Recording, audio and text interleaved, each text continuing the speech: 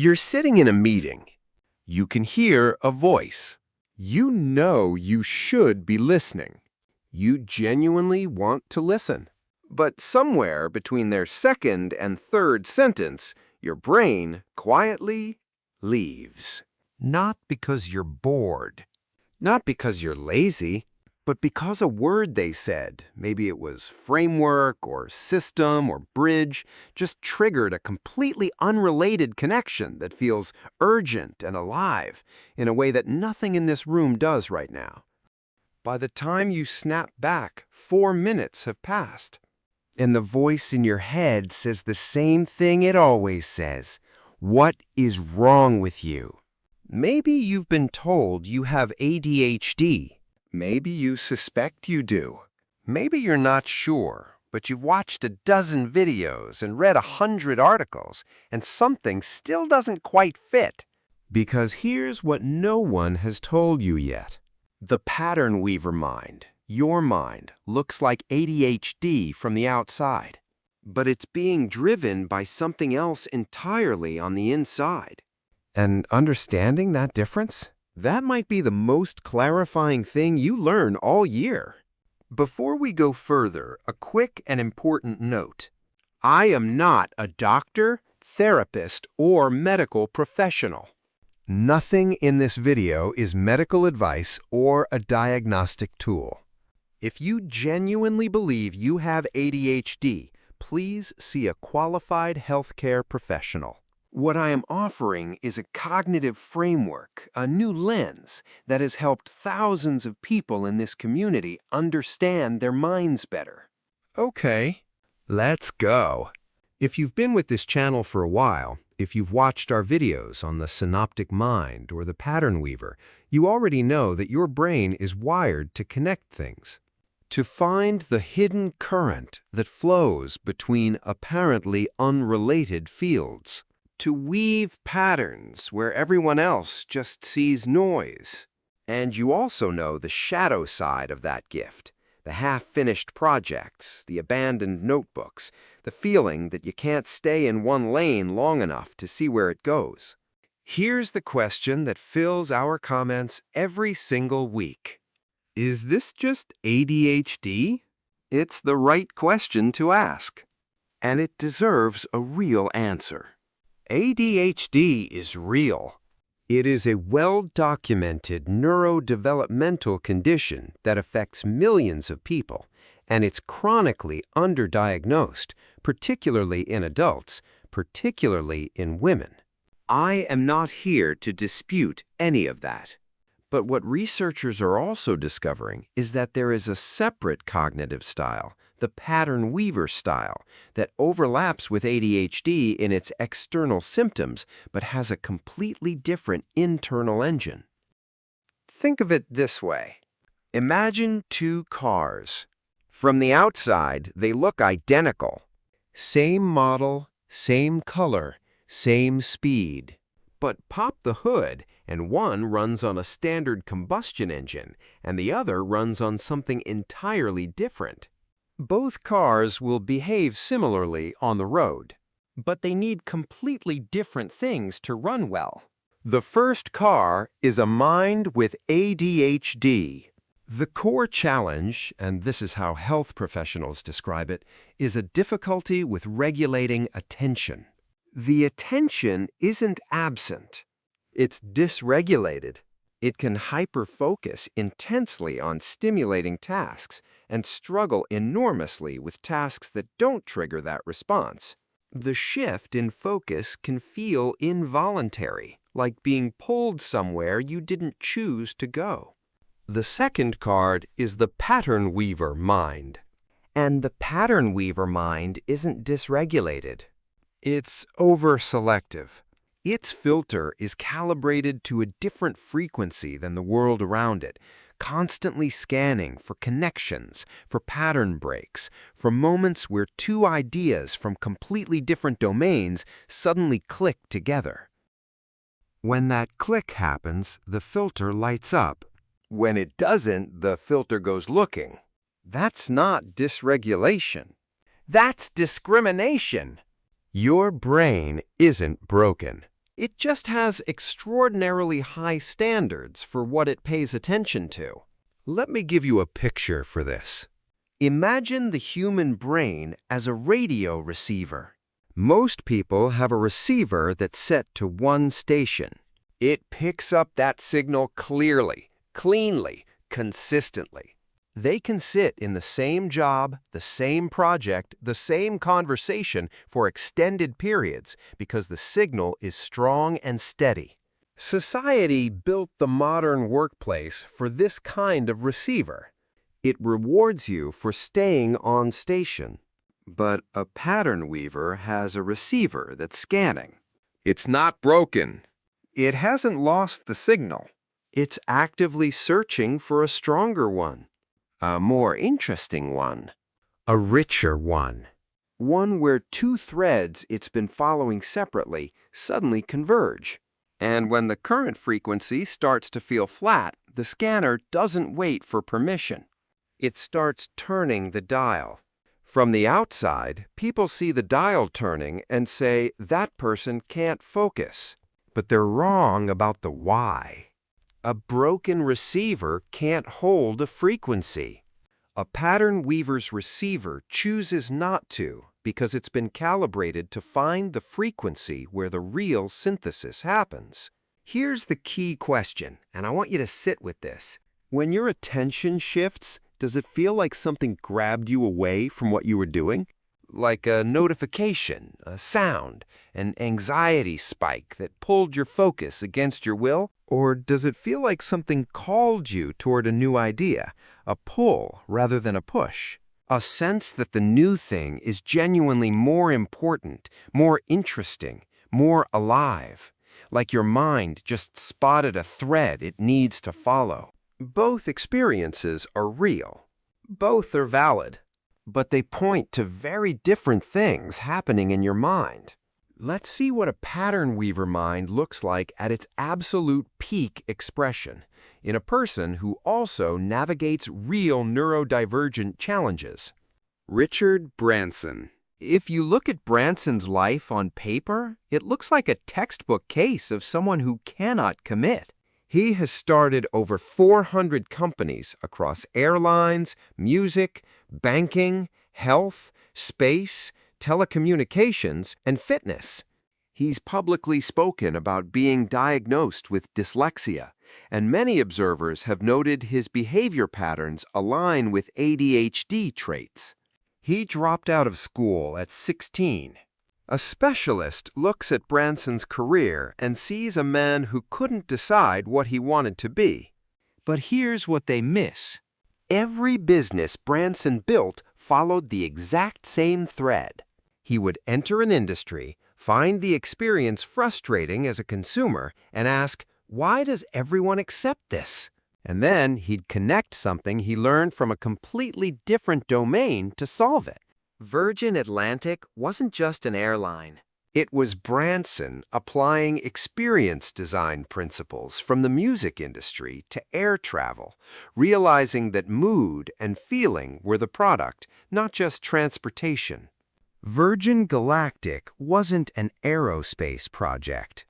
It was Branson applying the democratization model he'd used in music, making something exclusive accessible to the last frontier.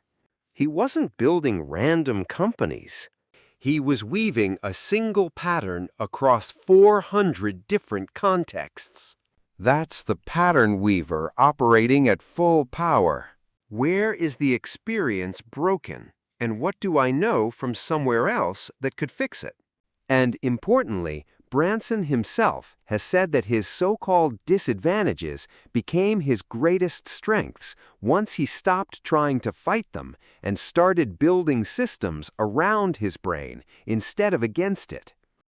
That reframe is exactly what we're here to talk about. Now, and I have to be honest with you here, these two things are not mutually exclusive. You can absolutely be a pattern weaver and have ADHD. Many people in this community are both. In fact, ADHD brains are often extraordinary at making novel connections precisely because they're wired for novelty seeking. The pattern weaver traits and ADHD traits aren't opposites. They can coexist, and they often reinforce each other. The goal here is not to give you a reason to dismiss the possibility that you have ADHD. If you suspect you have ADHD, and especially if it's causing significant distress, affecting your relationships, your work, or your well-being, please talk to a professional. A diagnosis isn't a label that limits you. For many people, it's the thing that finally unlocks the right support. What the Pattern Weaver framework offers is something different. It's for the people who've already done the research, who've read the symptoms lists and found partial matches, who feel like something important is being missed by the current conversation, some explanation for why they operate the way they do that doesn't quite fit the clinical description. For those people, the Pattern Weaver lens is a different map. Not a better one. Not a replacement. A different one. And maps are only useful if they help you navigate. So let's make this practical. Here's the painful part that no one in the "you're not broken, you're brilliant" content space wants to talk about. Being a pattern weaver doesn't make life easy. In fact, it creates what I call the weaver's paradox. Your filter is so good at finding fascinating new threads that it constantly competes with the thread you chose to follow. You start a project. It's thrilling. The pattern weaver instinct is fully engaged. You're making connections, generating ideas, pulling in insights from 6 different fields. You're in your element. And then the stimulation curve starts to flatten. You've solved the most interesting problems. What's left is execution. Finishing. The unglamorous work of completing what you started. And right at that moment, your filter spots a new thread somewhere else. And it sings. So you're left with a drawer full of half-finished projects, a list of abandoned courses, and a very specific kind of shame. The shame of knowing you are capable of extraordinary work, but rarely crossing the finish line. This is what fills your comments. This is the pain underneath the "Am I just ADHD?" question. Consider this new perspective. The pattern weaver's filter isn't your enemy, but you've been using it without a governor. You've been letting it run free, switching threads the moment the current one stops singing. And no one ever taught you how to build what I call a commitment container, a structure that lets you honor new threads without abandoning the current weave. That's what we're going to build now. Tool number 1 is the thread log. This is not a to-do list. This is a containment system for the pattern weaver mind. Whenever your filter picks up a new thread, a new idea, a new interest, a new connection, you don't ignore it and you don't chase it. You record it. Get a dedicated place, a notebook, a note-taking app, a voice memo folder. When a new idea hits, spend 90 seconds capturing the essence of it. What is the connection it's making? Why does it feel important? Which existing thread does it want to join? Then you close the log and return to what you were doing. Here's the psychology of why this works. The pattern weaver mind panics when it thinks new threads will be lost forever. The anxiety that pushes you to chase the new thing isn't about the new thing. It's about the fear of losing it. I see it. I captured it. It won't disappear. And your weaver can relax. You are not cutting the thread. You are putting it on the loom for later. And that means your current weave gets a fighting chance. Tool number 2 is the pattern audit. Once a week, and this takes 15 minutes, go back through your thread log and do one thing. Draw lines between entries. Which new ideas connect to something you're already working on? Which interests are orbiting the same invisible center of gravity? Most pattern weavers believe their interests are random. They're not. There is almost always a hidden organizing principle, a core question your life is trying to answer, a central pattern that pulls all the threads toward it. The pattern audit helps you see that pattern instead of feeling like you're drowning in loose threads. And once you can see it, you can start to use it intentionally, which is the difference between a pattern weaver and a productive pattern weaver. This is how scattered interests become a coherent body of work. Tool number 3 is the minimum viable weave. This is the one that changes everything. Instead of asking, "How do I finish this project?" ask, "What is the smallest version of this project that intentionally weaves together 3 of my current threads?" The pattern weaver doesn't struggle to finish things because of laziness. They struggle because the project as originally designed is too narrow to hold the weaver's interest across the full arc of completion. So don't narrow the project.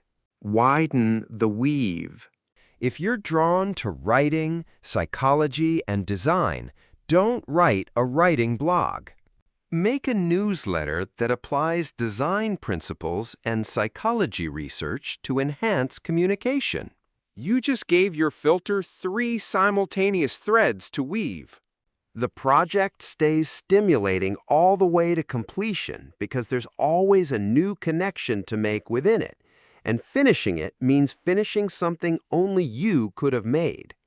That's what pattern weaving actually looks like in practice. Not 3 abandoned projects. One finished piece that carries all 3. Here's what I want you to leave with today. The question, "Do I have ADHD or is something else going on?" is one of the most important questions a pattern weaver can ask.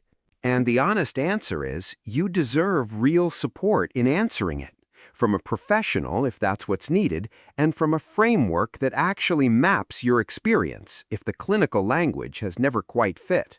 You are not broken. You are not scattered. You are not a person who can't finish things. You are a pattern weaver with a filter set to a frequency the rest of the world wasn't built for, and nobody ever gave you the instruction manual for that. That's what this channel is here to build, together.